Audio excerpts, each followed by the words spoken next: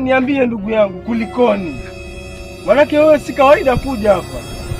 Mimi nimetoka mahangaiko yangu, nafika nyumbani kaambua nioge. Mimi nilikuwa niko na stimu zangu.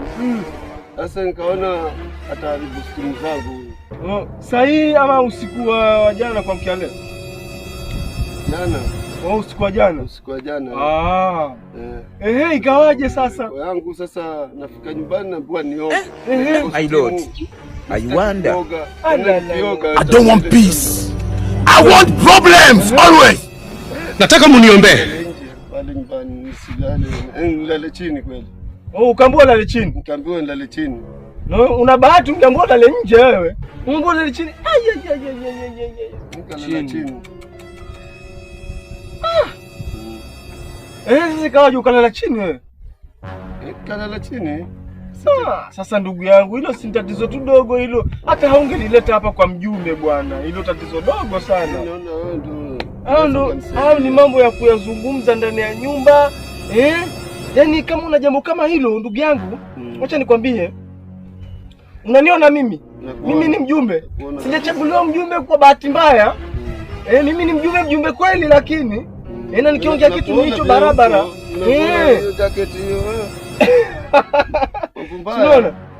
Nilitunukiwa hili la ujumbe. Sasa ndugu yangu, hilo tatizo lako ni dogo na ungelisuluhisha tu mwenyewe pale nyumbani, kwa sababu hizi nyumba zina siri kubwa. Mimi ni mjumbe, lakini usinione hivi usinione hivi. Mimi nafagia nyumbani kwangu, napiga deki nyumbani kwangu, mimi naosha mpaka vyombo, wakati mwingine nafua mpaka nguo za mke wangu. Unasikia? Nafua kabisa mimi. Uzuri sasa wanajificha nisionekane na wanaume wenzangu. Ni kali hiyo. Bwana. Wakati mwingine najificha, nafua mpaka nguo za watoto wangu.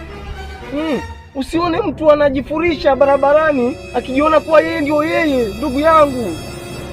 Ndugu yangu, nyumba zina siri. Nyumbani hawezi jua ni mambo gani yanamkuta. Wengine wanatandika kitanda kama mimi, ndugu yangu. Sasa hilo swala lako ni dogo hivi. Dogo tena sana. Ungeenda kuoga tu wewe, ukaenda kitandani ukalala na mkeo, ukapata yale matamtamu ya nyumbani. Na uhakika kabisa leo umeyakosa, si ndio? La. Astaghfirullah, Bwana asifiwe. Umekosa mazuri umeyakosa, ili mahaba umekosa leo.